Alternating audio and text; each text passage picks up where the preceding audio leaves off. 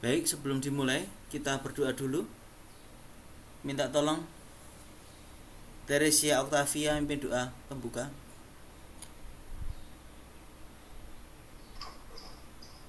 Baik teman-teman, marilah kita berdoa. Dalam nama Bapa dan Putra dan Roh Kudus. Amin. Terima kasih ya Bapa atas penyertaan-Mu dari malam hingga pagi hari.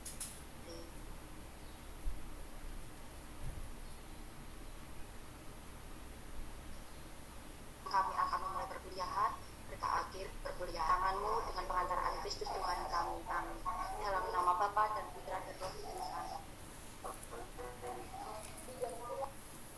Baik, selamat pagi semua. Hari ini kita akan bicara soal suara hati. Pembahasan kita tentang suara hati akan ada 2 kali pertemuan.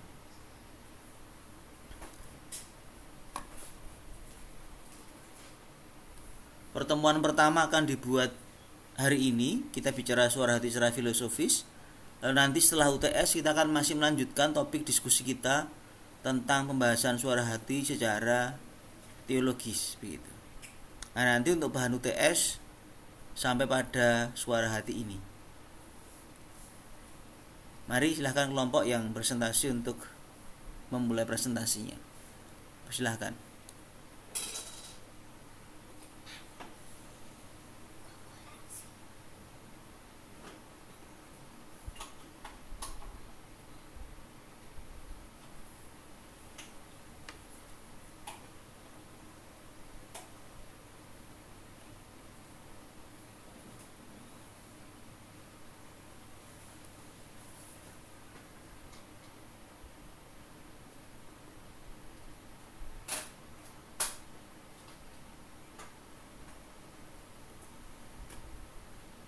Silahkan.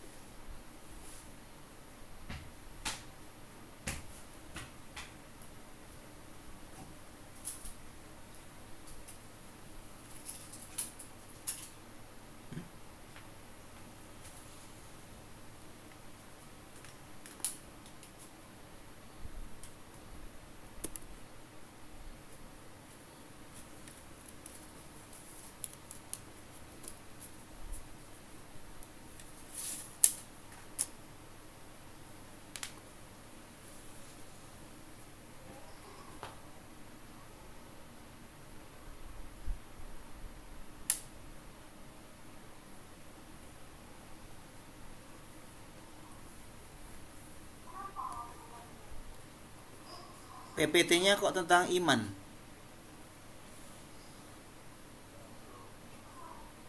Apakah tidak ambil dari bukunya Manyi Suseno?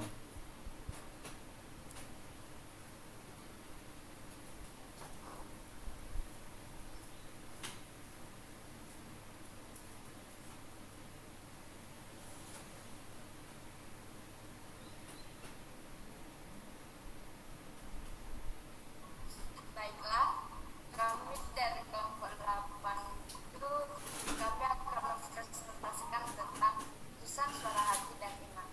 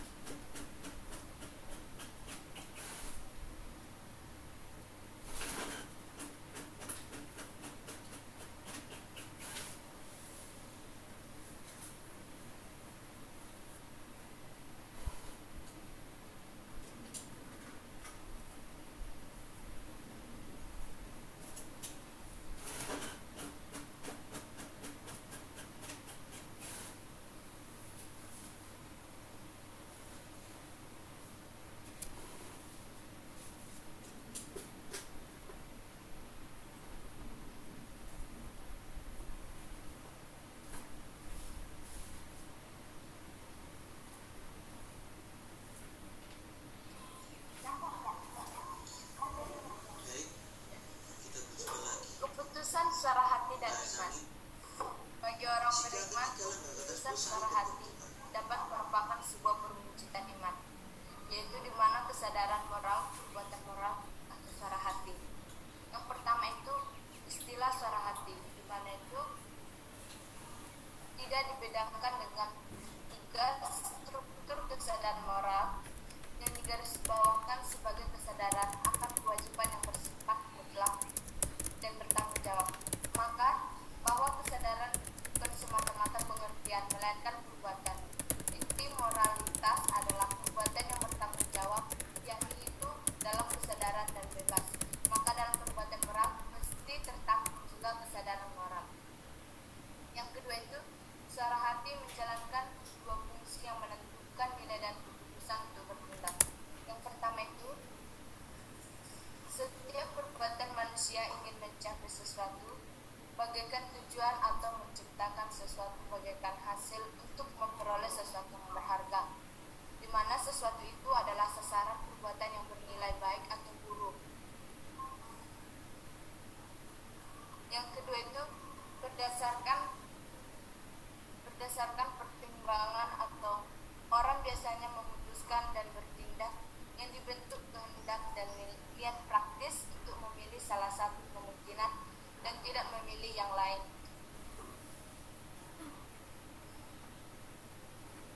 Ada dua model untuk mengerti proses pengambilan keputusan moral dan suara hati, yaitu keputusan moral dipandang sebagai pengalaman, nilai-nilai dan pelaksanaan norma atau sebagai pengertian diri terhadap penasihat moral.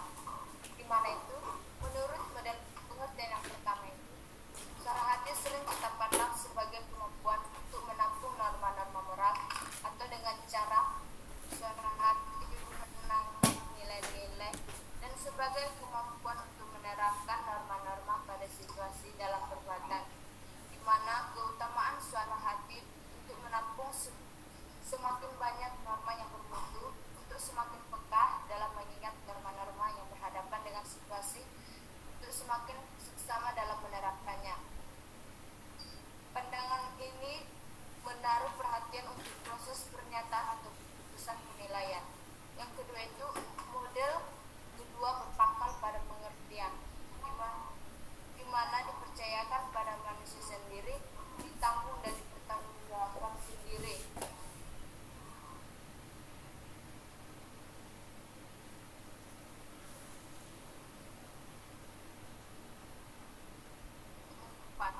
Maka kewajiban subjek moral yang dialami dalam suara hati dapat kita rumuskan sebagai kendati kita selalu menghadapi tugas yang terbatas. Orang yang sekarang ini merasa wajib untuk membuat ini atau itu.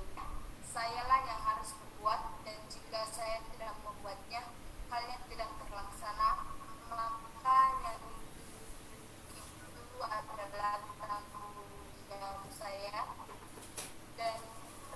sendiri, walaupun merupakan tanggung jawabku sendiri, masa operasional atau nalar kita sendiri.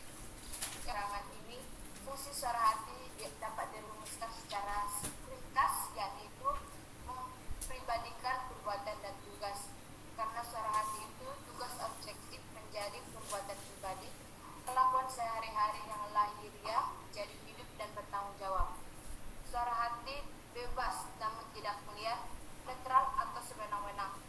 Tetapi justru sebaliknya, dengan bebas suara hati memilih dan membentuk kehendak, memberi komitmen dan mengikat diri.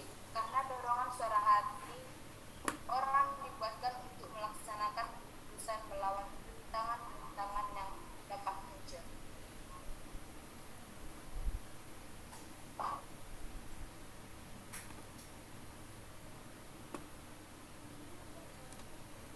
Selanjutnya, keputusan suara hati sebagai perwujudan iman. Pertama, iman sebagai hubungan pribadi antara manusia yang mewujudkan diri dalam perbuatan yang bebas dan Allah yang menyapa dan merahmati manusia baru menjadi nyata. Jika menjadi nyata baik pada Allah yang merahmati manusia maupun pada manusia memberikan jawaban. Suatu relasi mesti mendahului jawaban manusia, dan manusia hanya mungkin memberi jawaban atas panggilan Allah karena senyatanya ada jawaban bebas. Tanpa jawaban bebas dari manusia yang bebas dan bertanggung jawab, memang ada panggilan Allah, namun belum ada iman sebagai relasi antara manusia dengan Allah. Poin kedua, untuk iman. Iman tidak bermaksud untuk menyempurnakan moral. Pun juga tidak dimaksudkan agar iman sebagai relasi transiden yang latiniah menjadi ketara yang praktis dalam perbuatan moral. Perbuatan moral orang beriman juga tidak dimaksudkan sebagai sumbangan iman dalam usaha untuk memperbaiki dan menyempurnakan dunia. Dalam rangka iman, perbuatan moral perlu supaya senyata terjadi relasi antara Allah yang mewajibkan diri dan manusia yang dipanggilnya. Dalam rangka iman, perbuatan moral manusia menjadi sangat penting supaya iman terwujud.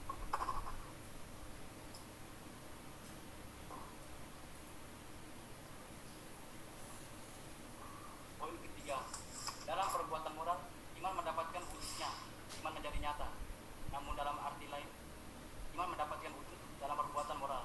Sebab penghayatan iman dalam perbuatan moral pantas dibedakan dari penghayatan iman dan doa dan ibadat antara ajaran iman dan lain tindakan keagamaan. Dalam bentuk dan kenyataannya, perbuatan moral ditentukan seluruhnya oleh tanggung jawab manusia dan tugas yang ia hadapi. Lain daripada itu, tindakan-tindakan keagamaan semata-mata dimaksudkan sebagai tanda untuk iman dan diatur sedemikian rupa sehingga melambangkan iman, yaitu supaya iman kentara. Oleh sebab itu, perbuatan-perbuatan keagamaan sewajarnya disebutkan ungkapan iman. Poin selanjutnya, dalam rangka refleksi sistematis mengenai hubungan antara iman dan perbuatan, pantas dijelaskan terlebih dahulu bagaimana perbuatan moral mungkin menjadi tempat di mana manusia mendengarkan panggilan Allah dan menjawab dengan kesungguhan. Dalam poin ini terdapat beberapa poin. Yang pertama adalah perbuatan moral adalah perbuatan bebas dan sadar. Perbuatan menurut suara hati dan sebagai perbuatan suara hati mencakup pengakuan dan pertimbangan nilai dan keputusan untuk bertindak. Tidak mungkin orang mengakui sesuatu sebagai nilai, biarpun sebagai nilai yang sementara atau terbatas, jika tidak yakin bahwa hidupnya sendiri dan hidup orang lain mempunyai arti yang menyeluruh. Demikianlah juga tidak mungkin orang mempertimbangkan nilai dengan jujur atau mengambil keputusan untuk mengusahakan sesuatu jika tidak yakin bahwa ada makna dalam jerih payah itu.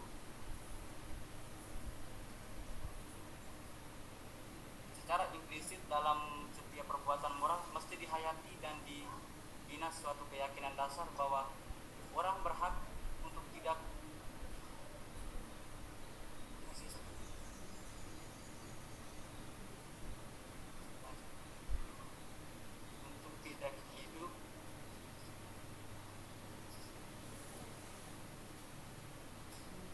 hidup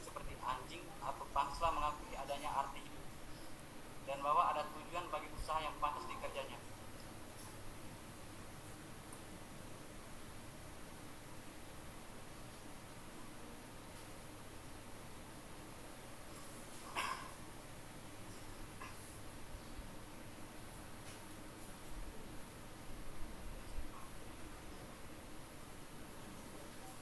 Baiklah, kita akan membahas yakni 3 lembaga normatif. Yang pertama itu adanya di masyarakat yang terdiri dari keluarga, orang tua, agama, tempat kerja, negara, dan seterusnya. Yang kedua itu super ego, di mana internalisasi atau pembatinan perintah-perintah. Super ego adalah perasaan moral sebuah kita yang biasanya muncul dalam perasaan malu dan bersalah. Yang ketiga itu ideologi, ajaran tentang makna kehidupan, tentang nilai-nilai dasar dan tentang bagaimana manusia harus hidup dan bertindak. Ketiga lembaga tersebut berbenturan dan dari sinilah muncul sarahati, di mana sarahati itu adalah sebuah kesadaran moral kita dalam situasi konkret. Sarahati adalah pangkal otonomi manusia atau pusat kemandiriannya, di mana unsur yang tidak dapat mengizinkan manusia menjadi embrio atau purba yang mudah atau gampang digiring menurut pendapat orang lain. Oleh karena itu, sarahati harus ditaati, dan kita bisa merasa bersalah ketika kita mengelak dan sarahati. Tuntutan sarahati bersifat mutlak dan tak bersyarat.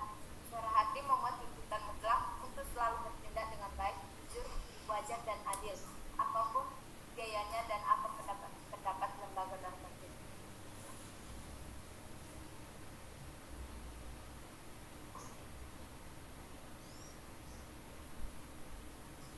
Moralitas dan legalitas, di mana itu tindakan seseorang dengan sendirinya belum bisa menunjukkan moralitas seseorang, maka moralitas itu sikap seseorang yang terungkap dalam tindakan lahiriah atau yang sudah berasal dari orangnya. Maka dari itu seseorang tidak dapat begitu saja atau gampang menilai moralitas seseorang dari tindakannya, tetapi melalui tindakan lahiriah seseorang terlihat juga moralitas dirinya sendiri. Pada saat pengambilan keputusan, kita harus mengikuti sarahati kita, supaya keputusan yang memang secara moral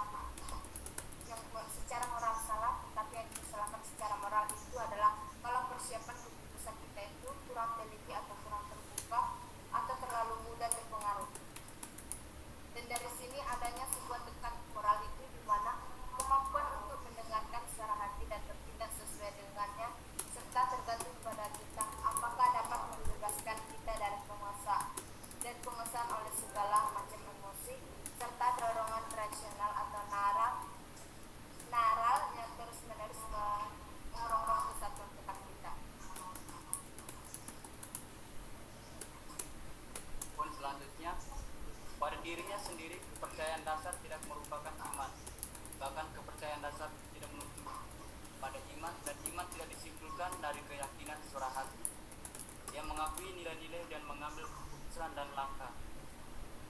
Tanpa panggilan Allah yang ingin dijawab oleh manusia, kepercayaan dasar yang paling pun tidak menjadi iman.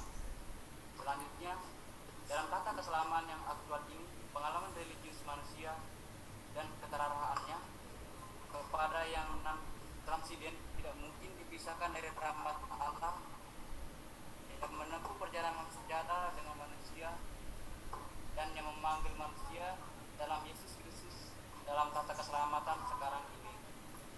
Pengalaman religius semata-mata merupakan suatu abstraksi yang dibuat supaya orang dapat berbicara mengenai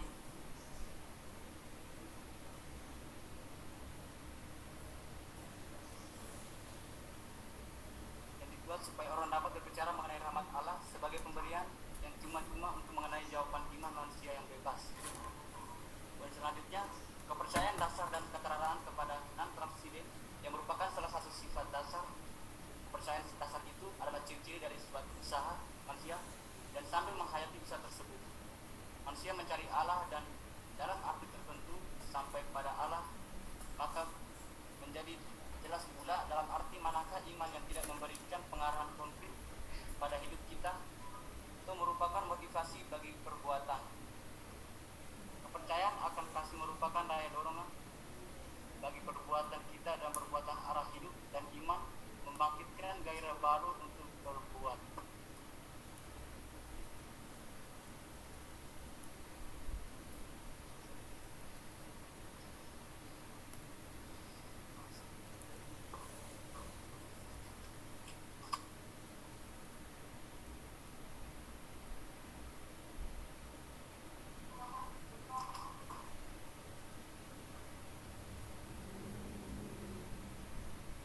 Selanjutnya, teologi surah hati mengadakan 3 ciri dasar kewajiban moral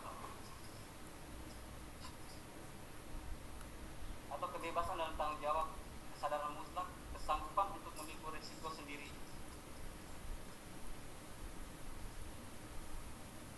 dan dapat menguraikan suara hati sebagai pengalaman iman menurut ciri-ciri tersebut. Yang pertama-tama mengenai otonomi perbuatan yang tidak mungkin dipisahkan dari kewajiban moral. Berbuat menurut suara hati berarti mengerti sendiri nilai-nilai dan cita-cita, dan sendiri mengambil keputusan untuk bertindak atau merasakan wajib.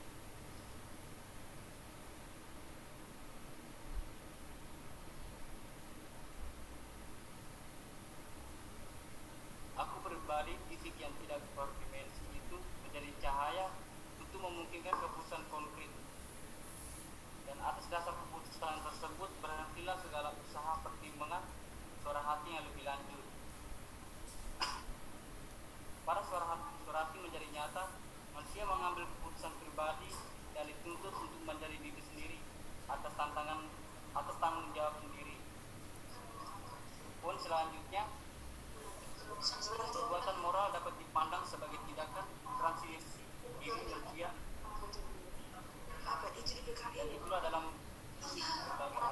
perbuatan moral bukanlah penyempurnaan diri sendiri semata-mata, malahan biasanya perbuatan kita merupakan tugas dan tanggapan terhadap tantangan hidup sehari-hari, terdesak oleh keperluan dan sering dialami sebagai rugi. Itu perbuatan jujur, umpamanya sering orang harus menyangkal diri untuk meningkatkan kepentingan sendiri. Hak dan kewajiban tak bedanya sudah penunggang itu kata terakhir kewajiban itu jangan berbuat.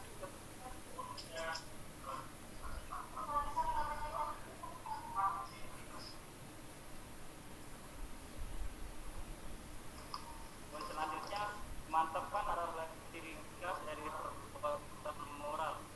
Dalam pertimbangan moral, orang selalu sadar bahwa semua perbuatan kita hanya mencapai nilai-nilai terbatas. Orang biasanya tahu bahwa untuk setiap keputusan ada alternatif yang wajar. Kendati demikian, perbuatan kita tetap bersikap sedemikian mantap, akan-akan dengan perbuatan yang satu inilah kebahagiaan seluruh hidup yang diusahakan. Perbuatan moral itu mantap dalam mengejar nilai-nilai terbatas dan rangka keteraraan manusia pada nilai mutlak sebagai tujuan terakhir. Jadi perbedaan suara hati dan super ego itu di mana ego yang dapat mengerti, mengambil sikap bebas dan bertindak, serta itu super ego itu di mana perasaan bersalah yang kita rasakan apabila melakukan kesalahan terlarang yang bersifat otomatis atau muncul secara langsung tanpa pertimbangan.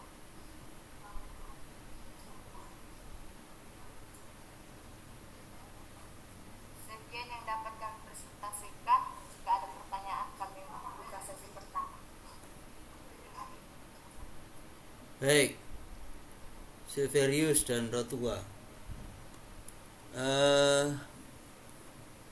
Teman-teman silahkan cek di Moodle. Saya ya di Moodle pertemuan ke-7. Kita hari ini pertemuan ke-7.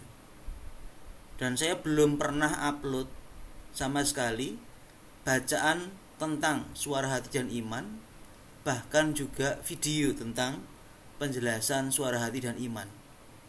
Artinya saya belum melingkan YouTube saya itu di Moodle. Jadi diskusi kita hari ini adalah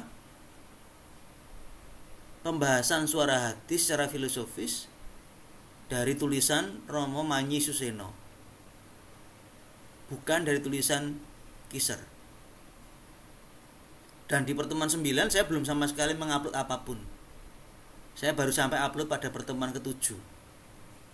Jadi saya tidak tahu kalian dapat video dari mana. Tentu dari YouTube saya ya. Bacaannya juga saya belum upload, meskipun saya sudah upload bukunya. Jadi diskusi kita hari ini adalah soal suara hati secara filosofis. Kenapa filsafatnya dulu? Karena kalau filsafatnya sudah jelas, baru pertemuan 9 kita ngomong teologinya, suara hati dan iman.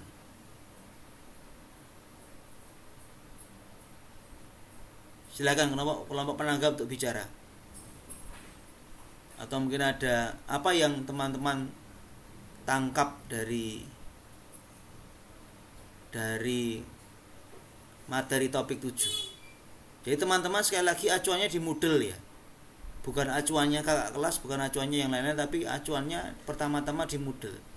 Topiknya sudah saya urutkan menurut kebutuhan. Kalau Anda tertib di Moodle, saya rasa tidak akan tersesat. Yuk, silakan kelompok penanggap.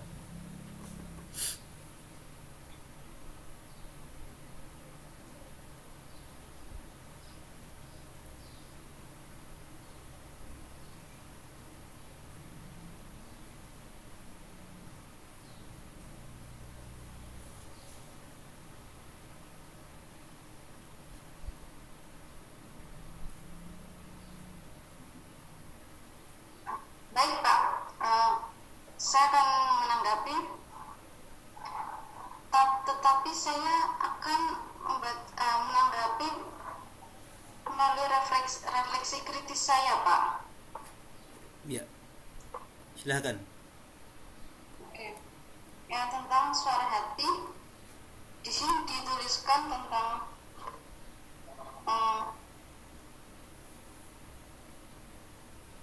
dalam bagian 4 tentang suara hati, yaitu menurut refleksi kritis saya, peran suara hati dalam kehidupan sehari-hari sangatlah menarik dan menjadi penghubung moral dan iman. Ketika suara hati menentukan suatu pendapat, hal itu merupakan inti moralitas manusia. Suara hati adalah kesadaran moral yang superego, maka terhadap suara hati kita harus taat, karena suara hati pangkal otonomi manusia.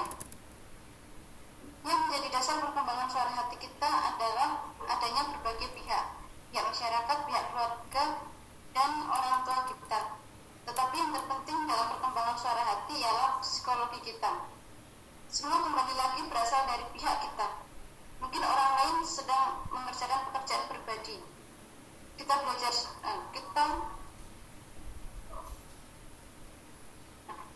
dari suara hati, tetapi jika diri kita masih terpaut pada super ego, kita sama dengan tidak mendengarkan dan tidak taat dengan suara hati.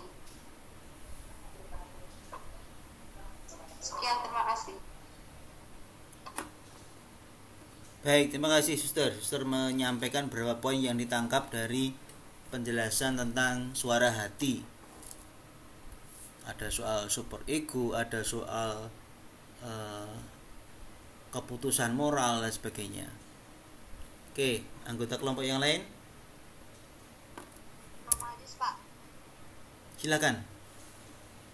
Saya juga akan menyampaikan mengenai catatan kritis saya, yaitu mengenai kesadaran moral suara hati secara filosofis. Di sini ada 3 lembaga normatif, yaitu ada masyarakat, superego, dan ideologi, di mana masyarakat mencakup keluarga, orang tua, agama, negara, dan tempat kerja, dan superego adalah internalisasi atau pembatinan perintah-perintah, dan ideologi adalah ajaran tentang makna kehidupan. Dimana suara hati itu merupakan kesadaran moral kita dalam situasi konflik. Suara hati adalah pangkat ekonomi, tuntutan-tuntutan suara hati bersifat mutlak dan tak bersyarat. Mendidik suara hati dalam dimensi kognitif dan efektif, suara hati tidak begitu saja bisa disamakan dengan suara alam. Nah, di sini saya memiliki suatu pertanyaan, yaitu apa contoh yang sering kita alami mengenai suara hati dan bagaimana membedakan antara suara hati dan super ego. Terima kasih. Membedakan ya. Iya Pak, membedakan antara suara hati dan super ego.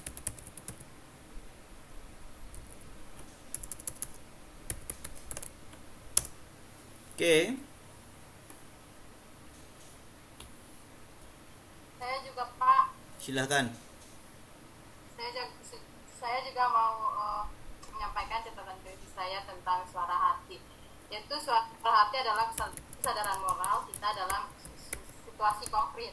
3 lembaga normatif, yaitu masyarakat, superego, ideologi. Masyarakat itu yaitu keluarga, orang tua, agama, negara, lingkungan, dan lain-lain. Superego yaitu kebatinan perintah-perintah, perasaan moral spontan biasanya muncul dalam perasaan malu dan bersalah. Lalu ideologi, ajaran tentang makna kehidupan, yaitu nilai-nilai dasar bagaimana manusia harus hidup dan bertindak. Suara hati adalah kesadaran dalam batin, berkewajiban untuk mutlak untuk selalu menghendaki apa yang menjadi kewajiban dan tanggung jawab. Nah, di sini juga saya memiliki 3 pertanyaan, Pak. Ya. Yang pertama,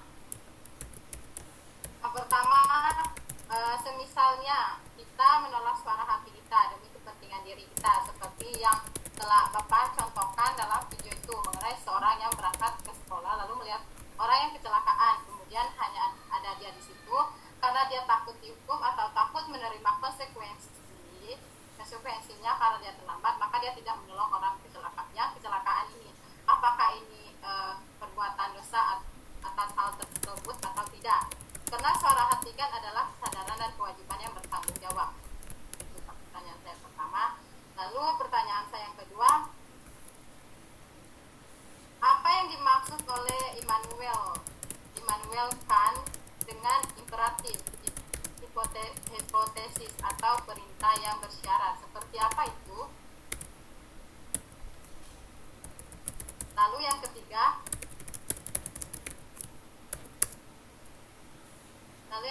bagaimana cara penilaian moral sendiri itu bekerja jika muncul masalah yang saling berbenturan, misalnya antara superego dan ideologi atau yang lainnya itu, Pak. Itu catatan kritis saya. Terima kasih. Bisa diulang pertanyaannya, Dok?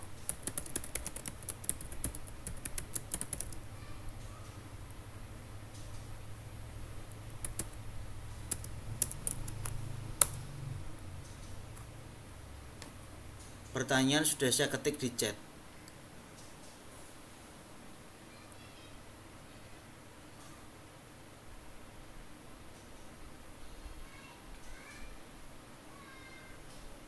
Teresia Octavia, silakan. Bagaimana dari situasi yang paling Wait.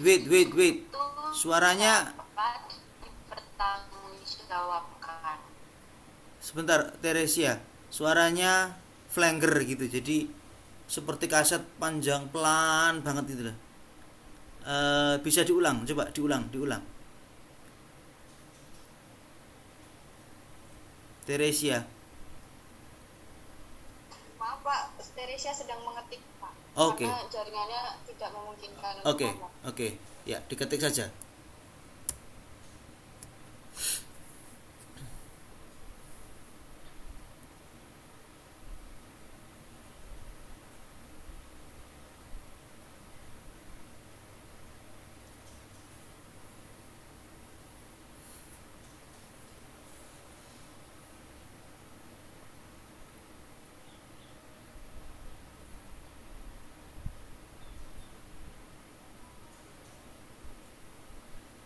Ya.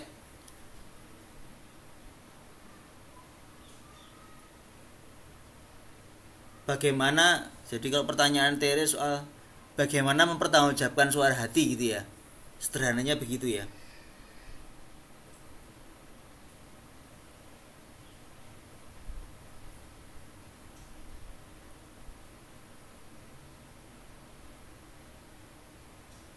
Oke. Silakan kelompok 9. Mana yang mau coba dijawab, dielaborasi? Sejauh Anda tahu tentu, karena Anda membaca bacaan yang berbeda. Meskipun saya tahu itu berhubungan. Ada hal yang bisa Anda jawab berdasarkan bacaan tema 9. Tapi ada beberapa hal yang tidak bisa dijawab dari bacaan tema 9.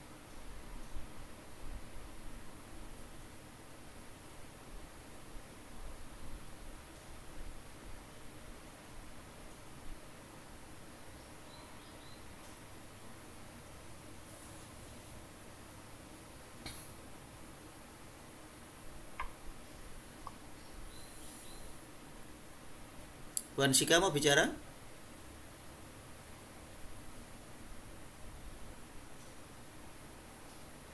Iya Pak. Silakan. Saya ingin bertanya, apakah suara hati itu ada yang buruk yang tidak sesuai dengan kehendak Tuhan? Hmm.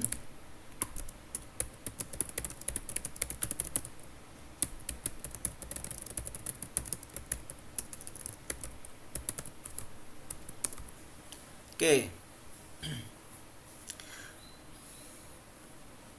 Rotua, Silverius, ada yang mau dijawab?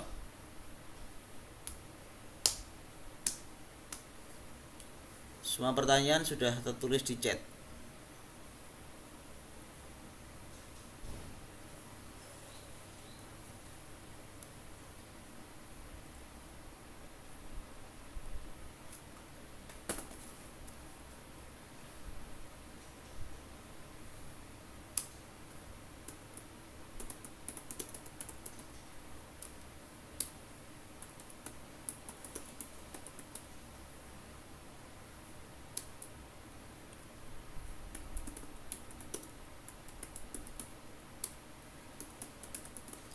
Atau mungkin ada teman yang mau membantu. Saya akan menjawab pertanyaan dari saudari Andini. Ya. Yaitu apakah contoh yang sering kita alami dengan suara hati? Bagaimana membedakan suara hati dengan super ego? Itu seperti kita mencontohkan suatu kejadian, contohkan ada kayak pemulung gitu. Itu kita bandingkan antara suara hati dan super ego. Kalau orang yang memiliki suara hati pasti dia akan istilahnya kayak ada keinginan untuk memberi gitu. Karena ada timbul suara hati gitu kan, pasti keinginan untuk memberi. Sedangkan kalau untuk super ego itu pasti dia gengsi gitu, karena itu kan pemulung. Sedangkan saya kan orang-orang yang istilahnya kayak ada jabatan gitu, jadi kan gengsi. Itu dari saya Pak, itu aja. Apakah jawaban bisa diterima? Yang lain mungkin ada yang menambahkan? Mungkin poin pertama definisi dulu. Kalau kita belajar sesuatu kan mulai dari definisi. Ya. Definisi suara hati itu apa? Contoh konkretnya apa? Nah, mulai dari definisi dulu. Kalau Anda tidak tahu definisinya, nanti Anda akan terjebak. Kita mulai dari definisi dulu. Sehingga nanti bisa membedakan mana yang namanya id, mana yang namanya ego, mana yang namanya super ego, kan begitu. Mungkin ada yang mau menjelaskan, teman ada yang mau menjelaskan definisi suara hati itu apa? Secara filosofis tentu. Meskipun nanti di teologi juga akan mengambil topik itu, juga akan kurang lebih sama. Apa definisi tentang suara hati?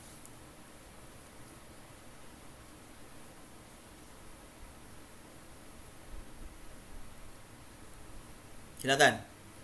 Ada yang mau bicara?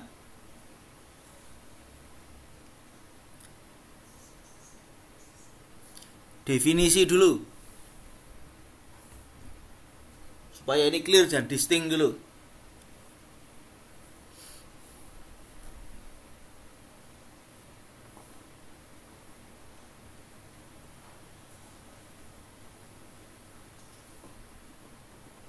Definisinya apa? Suara hati adalah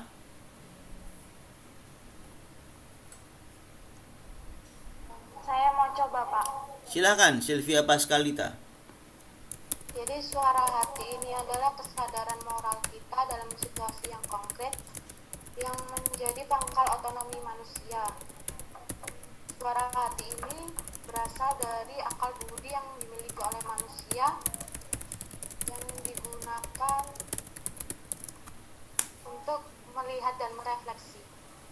Terima kasih. Oke, Sylvia Pascalita mencoba memberikan jawab. Sekarang definisi sudah benar. Ya. Suara hati adalah kesadaran moral dalam situasi yang konkret. Itu adalah pangkal tolak dari saya manusia yang otonom. Oke, definisi ini sudah benar. Sekarang contohnya apa sih?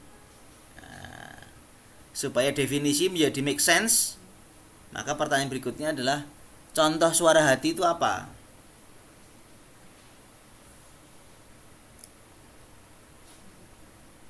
Di video saya sudah saya sebutkan beberapa contoh sih.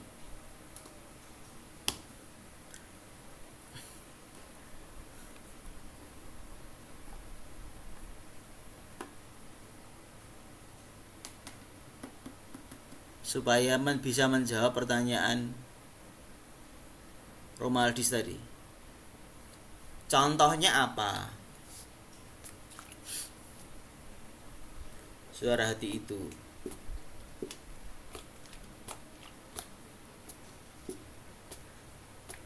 Anda bisa membandingkan waktu di SMA atau SMP, Anda diperjelaskan juga soal konsep suara hati. Saya masih ingat pelajaran SMP saya kelas 3 bicara soal suara hati. Nah, Anda bisa ingat konsepnya apa waktu dulu. Contohnya apa sih suara hati?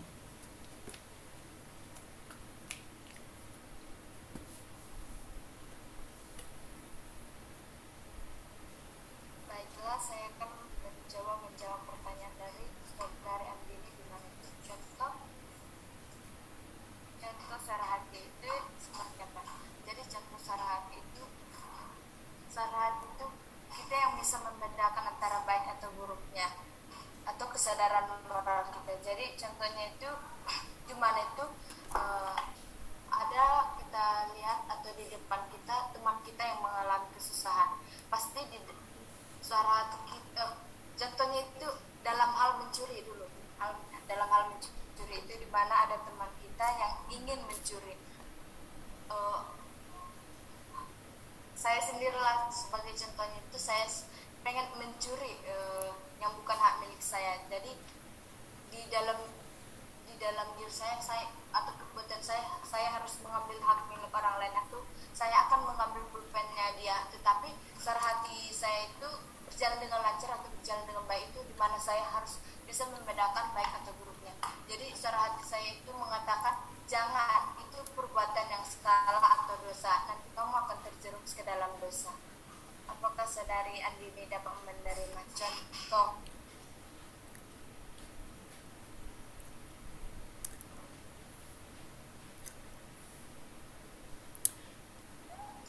Ya, terima kasih saudari Rotua.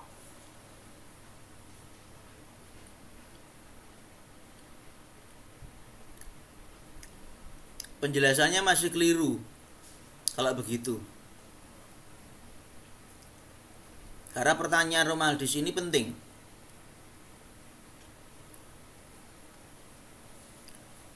Ini pertanyaan penting supaya Anda ngerti betul apa itu suara hati.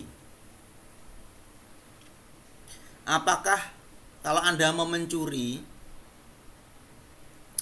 lalu di otak Anda muncul suara-suara, ini nggak boleh, nanti dimarahi, ini dosa, nanti kalau ketahuan malu. Lalu Anda merasa deg-degan, gitu. Deg-degan tahu ya bahasa Indonesianya apa? Deg-degan itu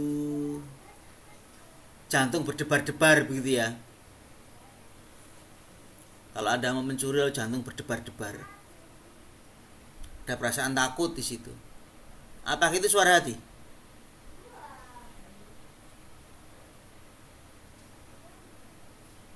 Apakah itu suara hati? Kalau Anda mau mencuri, lalu ada perasaan berdebar-debar, perasaan gelisah, lalu ada yang ngomong tidak boleh, ada yang mengatakan itu dosa. Apakah itu suara hati? Perasaan takut ketahuan, takut dosa, takut nanti dihukum. Apakah itu suara hati?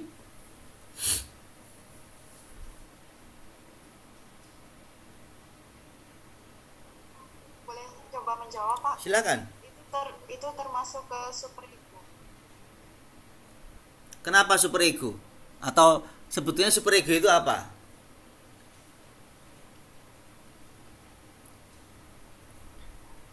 Perasaan yang keluar spontan saat kita sedang melakukan sesuatu. Sumbernya dari mana super ego itu?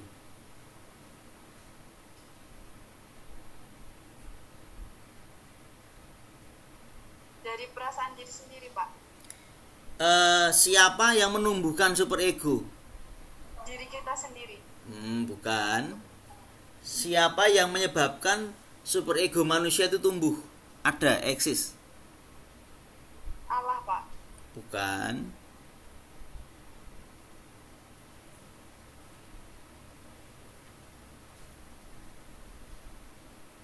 Pakai teorinya Freud itu loh.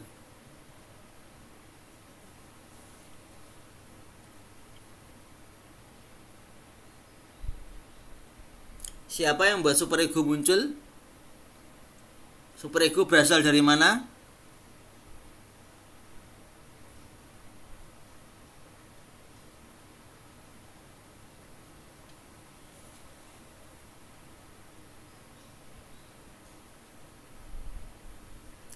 Anda harus ngerti betul, karena Anda ngerti nanti bahaya. Anda bisa salah konsep tentang suara hati. Super ego dari mana, saudara-saudara?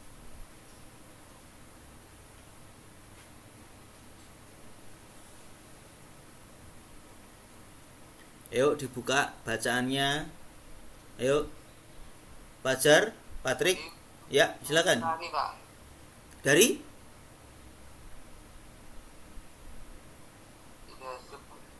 hati nurani, Pak. Kalau menurut saya. Hati nurani itu kata lain dari suara hati.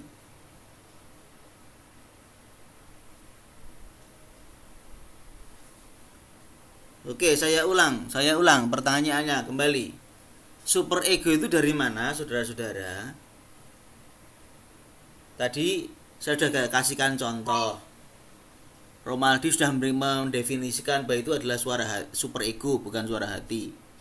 Oke, sekarang pertanyaan berikutnya adalah super ego itu dari mana? Dari teori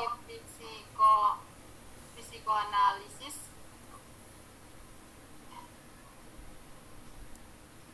Ya, psikoanalisa Freud itu membagi manusia menjadi 3 fakultas.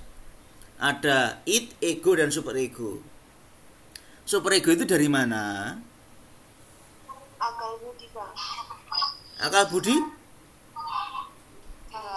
Budi manusia. Hah?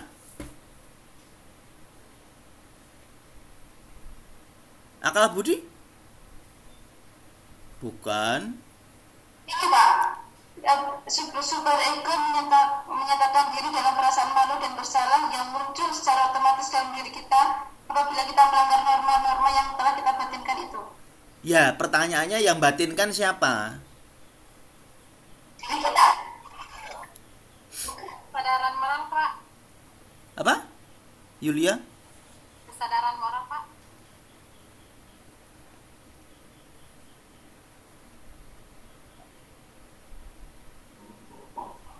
Nilai moral, Pak, atau perintah-perintah gitu, Pak. Nah, perintah-perintah nilai moral dari siapa?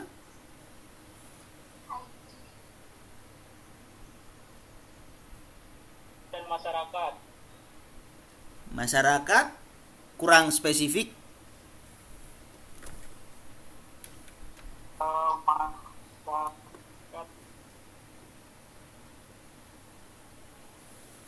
Siapa yang membatinkan nilai-nilai lalu perintah-perintah?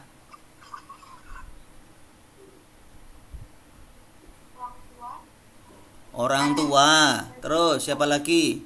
Agama, negara, Lembaga agama. keluarga. Ya?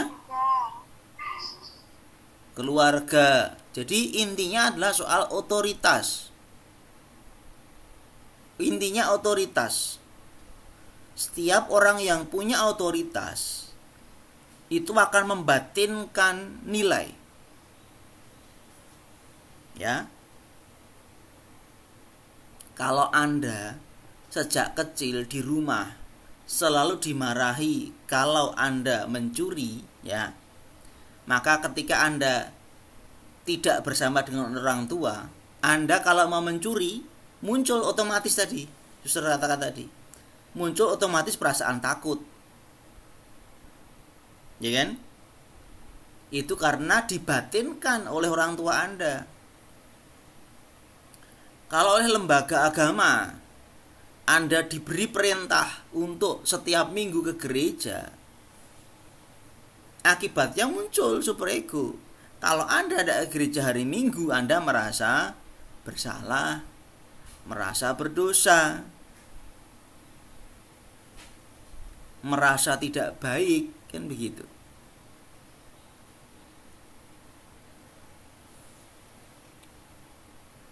Kalau negara memberikan perintah terus-menerus supaya Anda taat pada peraturan lalu lintas, kalau tidak Anda kena tilang dan sebagainya, maka kalau Anda melanggar peraturan lalu lintas, di dalam hati Anda akan muncul deg-degan, rasa tadi jantung berdegup-degup itu. Misalkan Anda harusnya nggak belok, nggak melawan arus.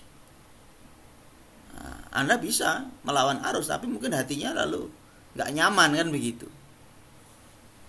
Perasaan yang tidak nyaman itulah perasaan otomatik yang keluar, dan bukan berasal dari kesadaran, tapi pembatinan nilai norma. Dari siapa? Dari otoritas. Kalau di keluarga paling dekat adalah orang tua. Superego perlu enggak? Perlu. Nah, kalau enggak ada superego, kalau nanti anak misalkan sejak kecil terbiasa mengambil barang orang lain tanpa izin, lalu tidak pernah dimarahi, tidak pernah diingatkan, nanti kalau gede dia akan mengambil barang orang lain dan tidak akan muncul perasaan bersalah. Ya. Maka nanti ada, kalau orang itu sudah biasa ngamen, ya, keluarganya pengamen, sejak kecil diajari ngamen, sampai gede pun ya dia akan merasa ngamen itu benar. Karena apa? Nggak pernah dimarahi. Di keluarganya contohnya juga ngamen. Apalagi kalau keluarganya pencuri. Nah, nanti kalau udah gede mencuri itu ya nggak akan merasa bersalah lagi. Sampai di sini jelas soal superego. Ya. Oke. Ada pertanyaan soal superego. Superego itu bukan kesadaran. Karena itu otomatis itu. Munculnya otomatis. Ya konkretnya kalau Anda mau mencuri, lalu Anda merasa deg-degan, merasa gelisah, merasa ketakutan. Kalau Anda berbohong lalu Anda mulai gelisah, mulai ketakutan karena sejak kecil Anda selalu dimarahi kalau berbohong. Nah, itu superego.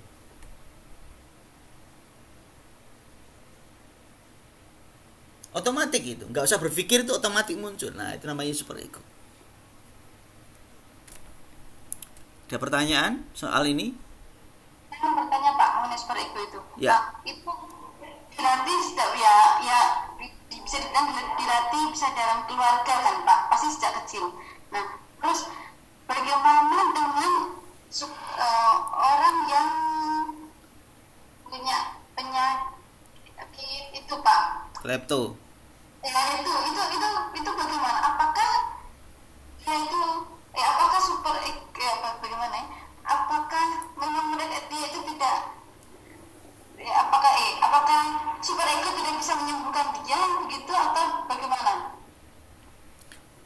Soalnya begini suster, kleptomania itu nggak ngerti suster. Ketika dia mengambil itu dia nggak sadar, itu kan kelainan psikologis. Ketika dia sadar, dia akan malu. Kalau di keluarganya dimarahi terus ya, artinya kalau dia sejak kecil dia selalu diingatkan. Kalau dia tahu kalau ini super egonya sudah nancep, lalu dia suatu ketika klepto dan setelah itu sadar, loh, kok ini ada barang orang lain di kamarnya misalkan. Nah, ini dia bisa malu. Bisa merasa bersalah. Tapi pada saat dia mengambil, kan itu psikologinya yang kena. Dia nggak sadar. Tahu ya, Sir ya. Jadi ketika orang klepto itu, kalau dia super egonya jalan sejak kecil sudah diberitahu sebetulnya dan diingatkan terus, dia bisa malu. Tapi setelah kesadarannya tadi normal, tapi pas tidak normal dia bisa klepto lagi. Begitu, Suster. Oh ya Pak, terima kasih. Oke. Jelas saudara-saudara. Jadi kalau Anda merasa deg-degan, merasa jangan mencuri, jangan berbohong, lalu merasa gelisah ketika Anda melakukan hal yang tidak baik, itu bukan suara hati. Itu adalah super ego. Jelas ya. Nah, nanti Anda kan bisa menjumpai kalau ada anak-anak yang dalam tanda kutip agak nakal atau mursal gitu, dimarahi dia tetap melawan, dimarahi dia tetap tidak sadar diri, padahal dia sebenarnya salah gitu. Dia nggak sadar diri, ya ini berarti ada masalah dengan super egonya, karena dia tidak muncul perasaan bersalah. Oke, kembali ke definisi yang disampaikan oleh Sylvia tadi. Suara hati itu kesadaran. Dasarnya apa sih kalau begitu suara hati itu?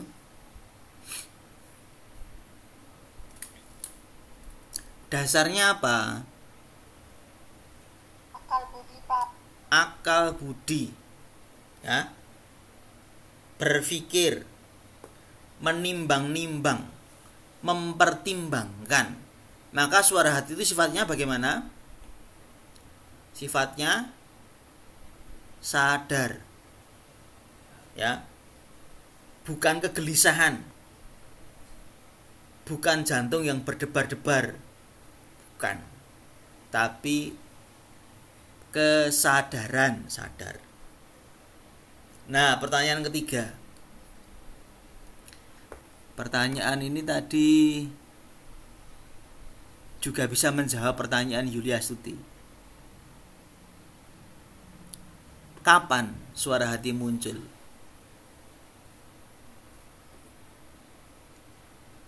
Kapan suara hati muncul?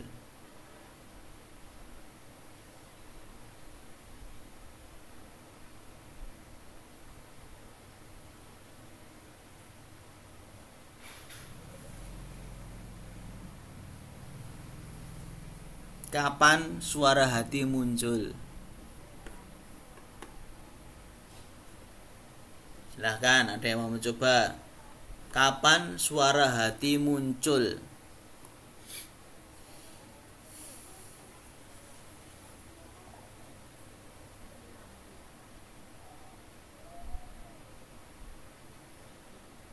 Di mana suara hati ada kesadaran.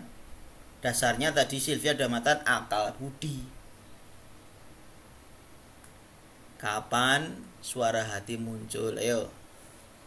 Apakah otomatis Pak atau saat kita sedang melakukan sesuatu begitu? Kesadaran suster, bukan otomatis. Kalau otomatis berarti nggak sadar. Saat kita akan melakukan sesuatu. Nah ya, kapan? Mau makan apakah butuh suara hati? Kapan suara hati muncul? Hanya kalau mau jalan aja apakah butuh suara hati?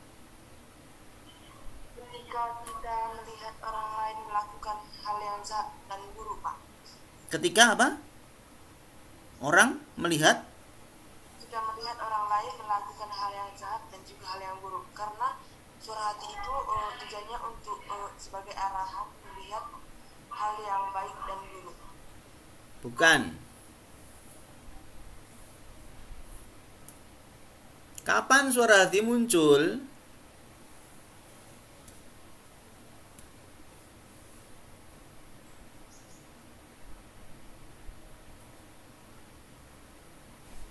Saya akan mencoba menjawab. Silahkan.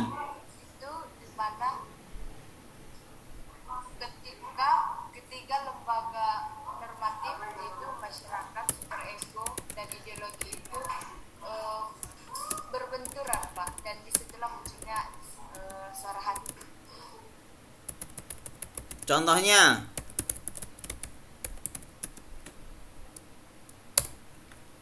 ya, suara hati muncul kalau 3 lembaga normatif, masyarakat, superego, dan ideologi berbenturan.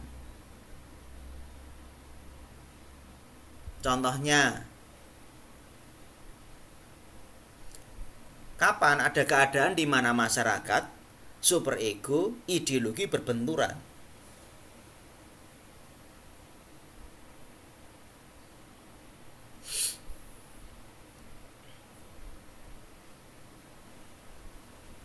Contohnya,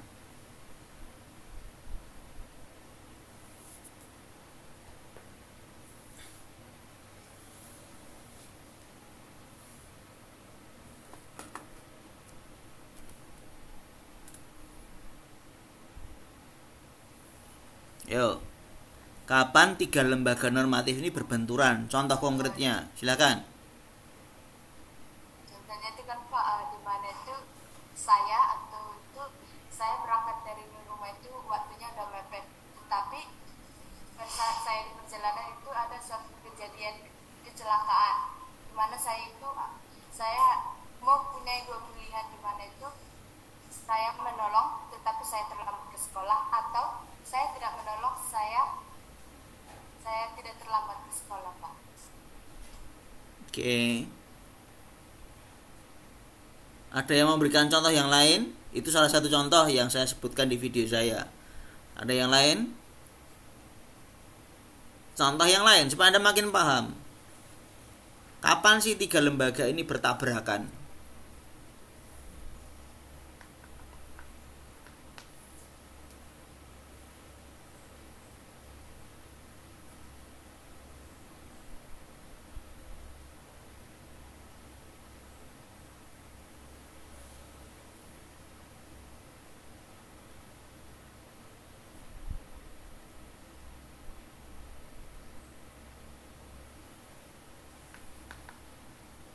Kapan? Ya tadi contohnya benar. Yang lain, mungkin ada contoh yang lain.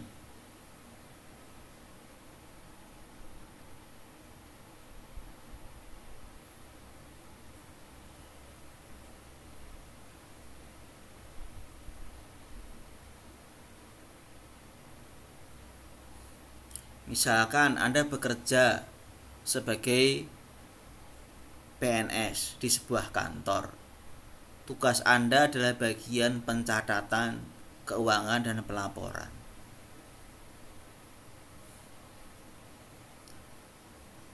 Lah, pimpinan Anda menyuruh Anda untuk memarkup laporan keuangan. Kalau Anda nggak mau, Anda akan diskorsing, didapatkan hukuman, atau mungkin diturunkan jabatan sehingga pendapatan bisa turun.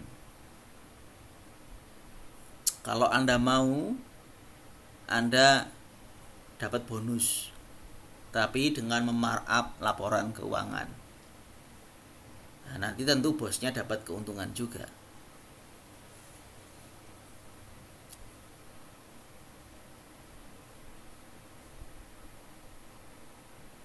Masyarakatnya jelas, masyarakatnya korup.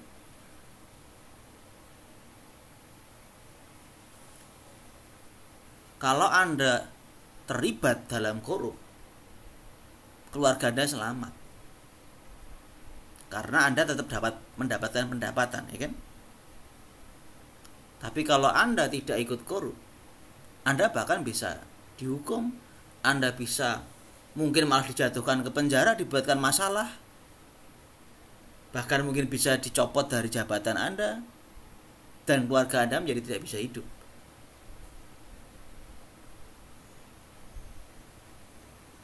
Ya tentu tidak seperti itu, ke setiap kasus tidak seperti itu, tapi saya mengandaikan sebuah kondisi di mana Anda harus menghidupi keluarga misalkan ya. Nah,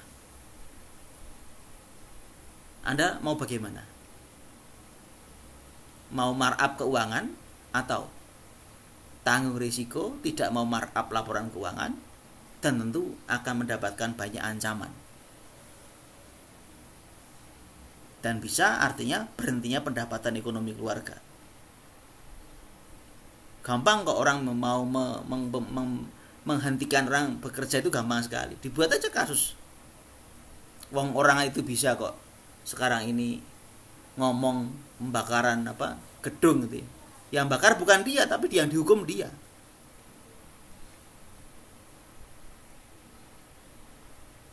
Bahkan termasuk mungkin kalau kita ngomong kasus gerakan 30 itu, September itu ya. Itu belum tentu Letkol Untung yang melakukan dan pasukannya. Tapi dia dihukum. Padahal belum tentu dia yang melakukan. Artinya orang sekarang ini bisa, kalau Anda hanya mau diberhentikan dari sebuah pekerjaan itu gampang sekali. Orang bisa membuat sebuah adegan lalu seolah-olah itu ada yang melakukan. Gimana? Anda mau markup keuangan atau enggak dengan banyak risiko dalam hidup? Milih mana?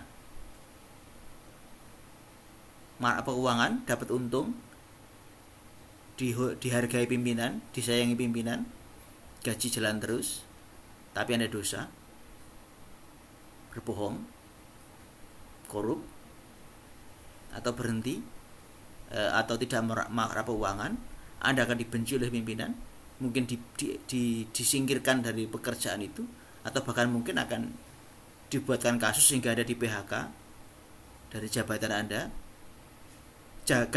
Jabatan Anda akan pernah naik, ekonomi keluarga terganggu, tapi Anda jujur.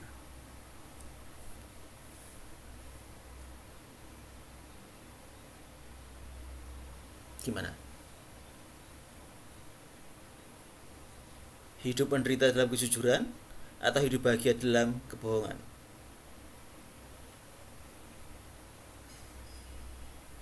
Jelas ya. Anda mau milih mana?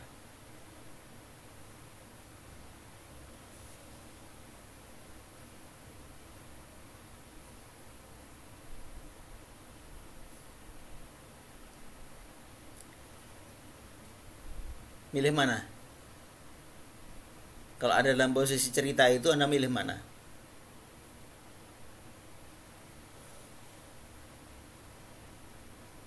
Hah?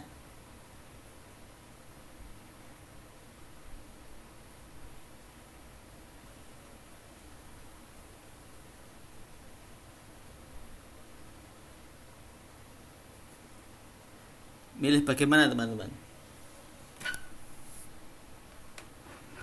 Ya mungkin saat ini kan positif yang baik tempat menderita tetapi jujur, tetapi mungkin kalau saat terjadi nyata benar-benar dan kepepet, tapi pilih yang berdosa tapi berhasil. Ya, dalam kondisi kita yang nggak ngalami mungkin, wah itu kan gampang sekali. Tapi dalam kondisi keluarga yang ngalami itu tidak gampang. Tidak gampang. Karena pekerjaan itu sangat, saya katakan tidak terlalu gampang dicari juga kan begitu. Ya, bekerja itu bukan sesuatu yang gampang juga. Ya, silakan Romaldis. Ya maaf Pak tadi memotong. Ya kalau saya mungkin lebih memilih yang pertama Pak, karena jujur kalau untuk mencari pekerjaan atau untuk menghidupi keluarga kan itu pasti susah Pak. Jadi saya lebih memilih yang pertama. Mungkin setelah pemilihan pertama untuk sebulan kedua atau 2 bulan ke depannya baru aku menyadari kalau perbuatan yang saya pilih itu adalah salah. Makasih Pak. Ya. Jadi begini teman-teman. Inilah yang disebut sebagai suara hati.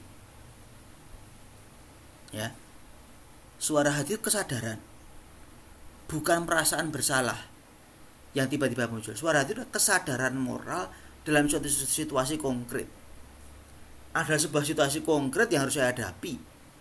Harusnya saya ini jujur, tapi kalau saya jujur malah saya ajur, dalam bahasa Jawa kan begitu. Jujur tapi ajur. Dan ajurnya nggak sendiri, bersama dengan keluarga. Karena ini soal ekonomi. Tapi kalau saya tidak jujur, bisa selamat secara ekonomi. Tapi juga nggak benar juga gitu loh. Terus bagaimana? Mau milih keselamatan keluarga atau kejujuran, kan begitu? Memperjuangkan kejujuran. Nah, di sini suara hati muncul. Maka suara hati adalah kesadaran, ya, kesadaran moral dalam situasi konkret. Kalau Anda menghadapi betul situasi itu, mungkin pilihannya ya pilihan dari Romaldis tadi. Karena resiko yang dipertaruhkan menjadi terlalu besar.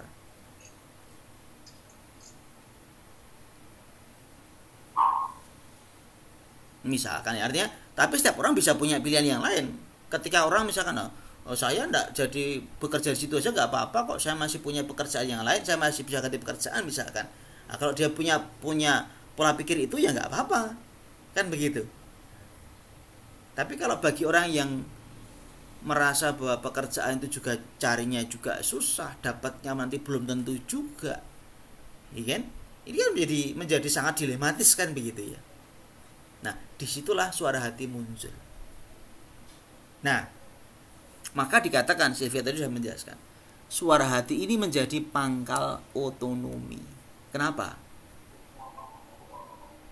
Kenapa disebut sebagai pangkal otonomi? Otonom berarti apa? Saya pribadi yang otonom berarti saya pribadi yang mandiri. Kenapa suara hati disebut sebagai pangkal otonomi?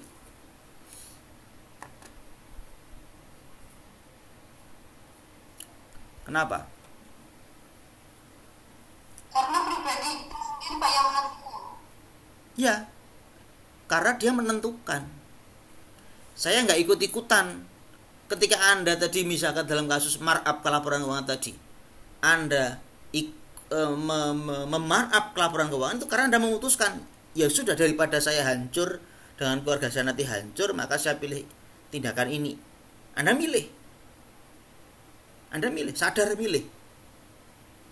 Kalau Anda merasa enggak apa-apa hidup saya masih punya modal yang lain, saya masih punya hal lain yang bisa saya kerjakan, tidak hanya hidup dari pekerjaan ini, lalu Anda mengatakan saya tidak mau markup keuangan dengan risiko nanti Anda akan dibuat rekayasa kasus sehingga Anda bisa diturunkan jabatannya atau di PHK lah dan segala macamnya.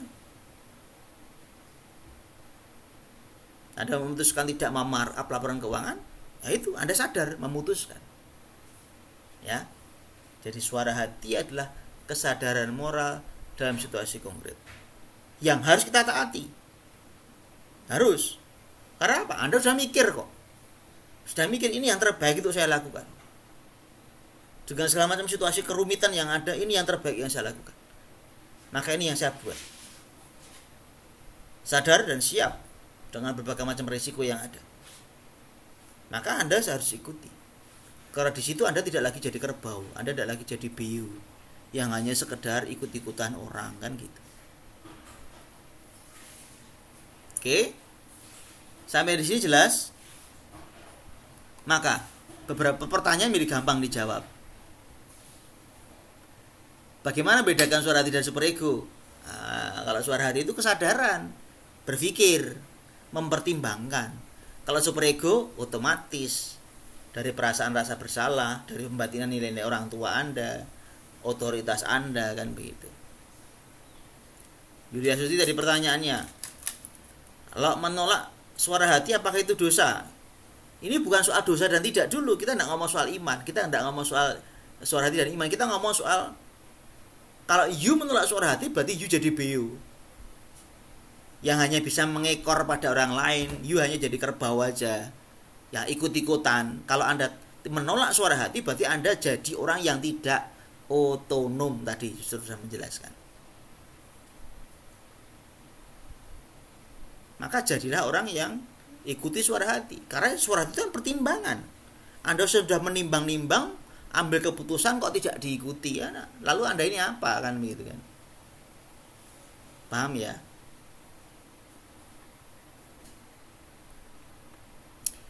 Jadi kalau soal dosa besok aja kita omongkan.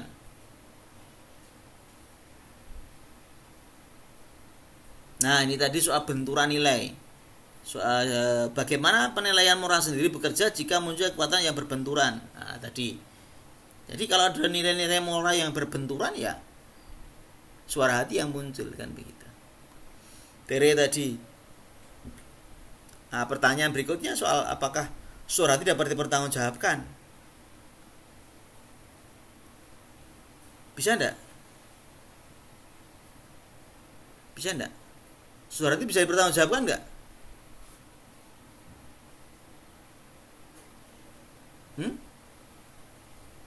Bisa enggak dipertanggungjawabkan?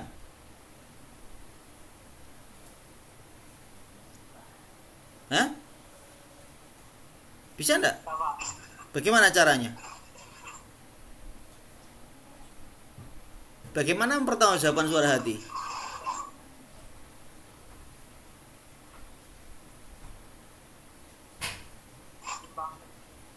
Gimana?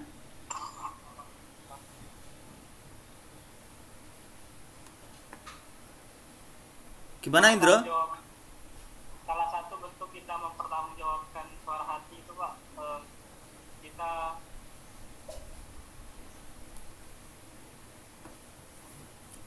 saat kita mempertimbangkan untuk melakukan satu keputusan itu adalah salah satu bentuk kita mempertanggungjawabkan suara hati Pak. Ya. Ketika Anda mau ambil keputusan, Anda butuh apa? Butuh apa? Dan objektivitas, Pak. Rasionalitas, objektivitas, Anda butuh informasi. Ya kan? Nah, maka ketika Anda memutuskan itu, hadapkan dengan berbagai macam data. Kalau ternyata pada saat itu Anda hanya punya data sejumlah 10, kalau Anda memutuskan A, is okay. Tapi hari berikutnya atau mungkin bulan berikutnya datanya tambah jadi 15. Lalu ternyata keputusan A sudah tidak relevan lagi. Anda bisa ubah lagi dengan keputusan B. Itu namanya pertanggungjawaban suara hati. Objektivitas, rasionalitas dengan data-data yang ada, dengan segala macam informasi yang ada. Jadi suara hati dipertanggungjawabkan. Kenapa kok milih A? Loh, kan datanya ini, situasinya begini, yang ini begini, yang ini begini, gini. Maka kan yang menurut saya ya A ini yang paling masuk akal untuk saya buat. Bulan berikutnya, oh ternyata ada data yang berubah lagi. Ini. Oh kalau begitu yang A kemarin sudah tidak layak lagi saya ambil. Saya sekarang harus pindah ke keputusan B. Nah ini namanya mempertanggungjawabkan suara hati. Oke, jelas. Nah, kalau suara hati itu kesadaran moral dalam situasi, apakah suara hati sama dengan suara Allah, saudara-saudara? Apakah suara hati adalah suara Allah? Maka Vansika tadi bertanya, apakah suara hati bisa tidak sesuai dengan kehendak Allah? Jawabannya?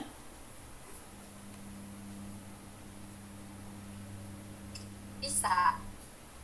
Iya Pak. Apakah suara hati adalah suara Allah? Saya ulang pertanyaannya. Gimana, Indro?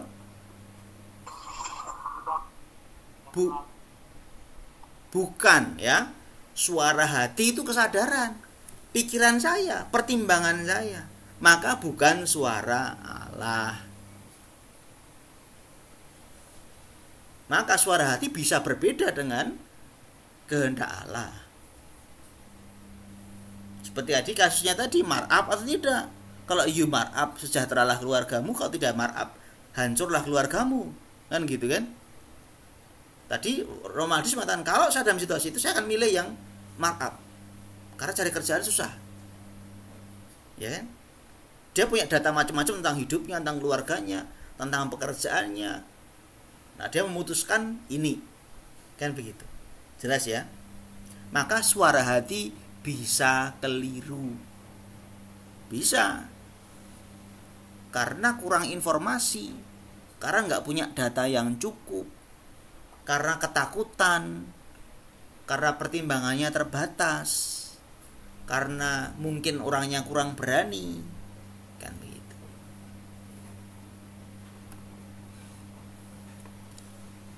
Oke. Lalu moral imperatif hipotetis.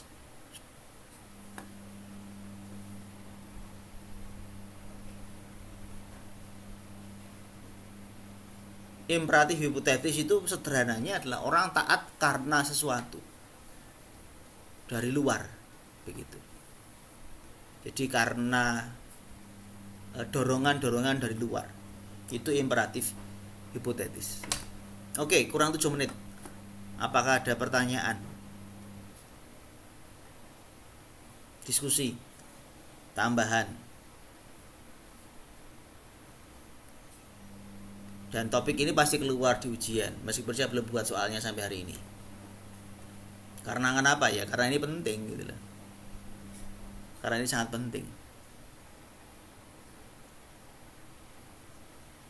Selain kemarin khotbah di bukit, lalu iman dan perbuatan, surat-surat Paulus.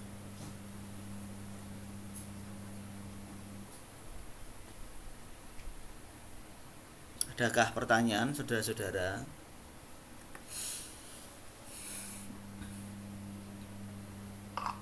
Jadi Pak, yang pertanyaan saya tadi itu berdasar atau tidak, gimana Pak? Soalnya kan saya terluar Zoom Pak. Yang mana? Yang mana? Yang Yulias Tuti Pak.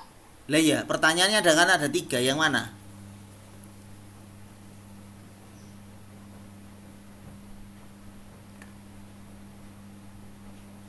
Pertanyaan yang mana? Saya rasa sudah menjawab soalnya. Jadi yang mana yang belum jelas? Ini pertanyaan saya apa? Yang atas itu apa?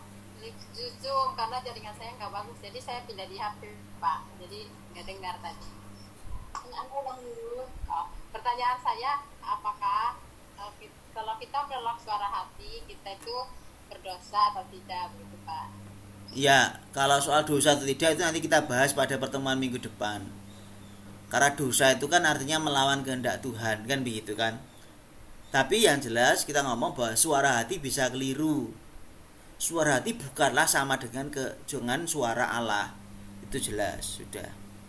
Tapi kita belum ngomong soal apakah melawan suara hati sama dengan berdosa. Kita belum ngomong sampai ke situ. Itu kita keep untuk 2 minggu lagi gitu.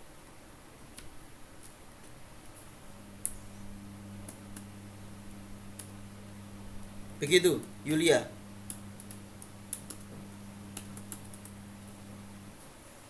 Iya Pak, terima kasih.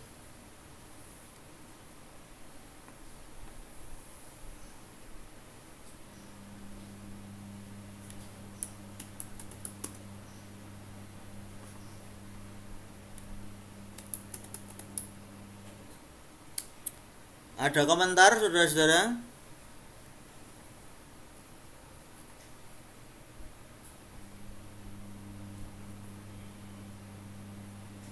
Ada komentar tambahan? Clear?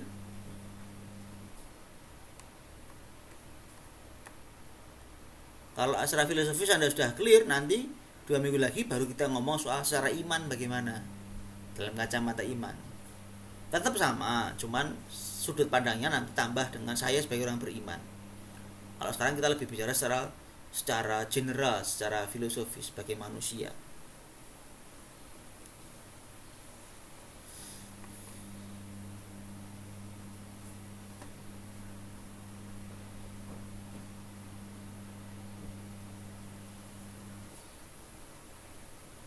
Halo. Sudah Pak. Oke. Sudah, Pak. Oke, kalau cukup ya sudah. Kita istirahat. Oke. Pak RSK saya mau tanya untuk UTS nanti kami lihat soalnya di LMS. Ya. Jadi nanti UTS soal akan saya berikan di LMS.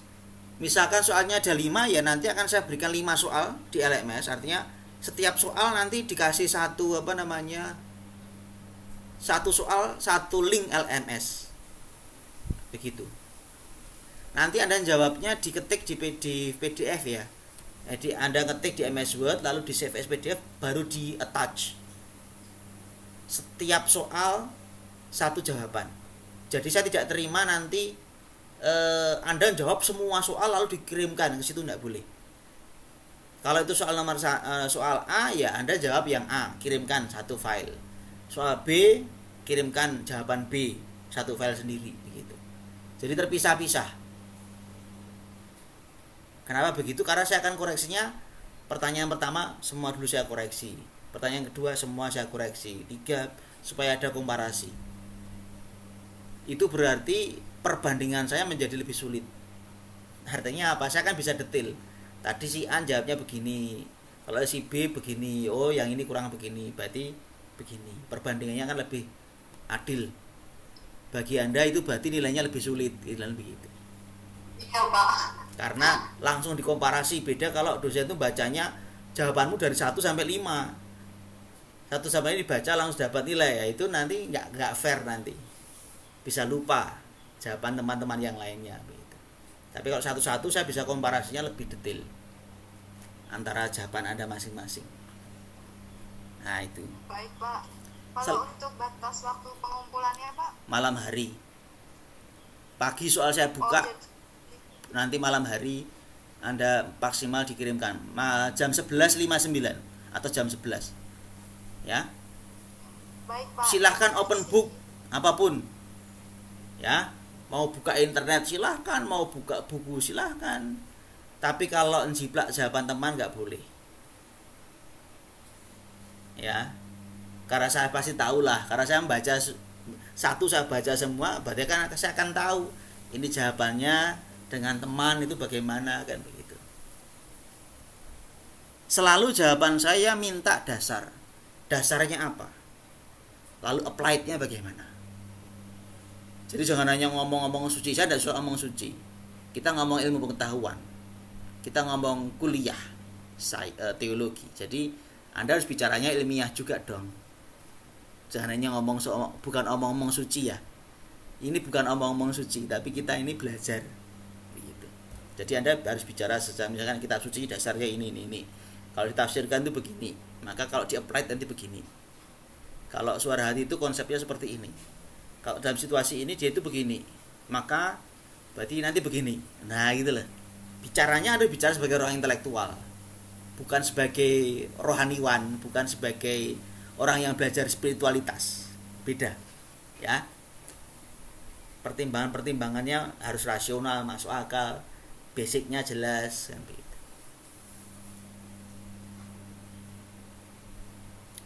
Begitu ya. Soalnya apa? Saya belum buat. Nanti besok minggu saya buatkan. Gampang kalau buat soal itu. Sederhana kalau buat soal itu. Jawabannya yang susah. Oke, deal? Ya Pak. Ya, Yulia mau bicara? Oh, oke. Oke, kita istirahat. Setelah nanti kita bicara soal teologi nanti. Oke, terima kasih. Terima kasih Pak Resto.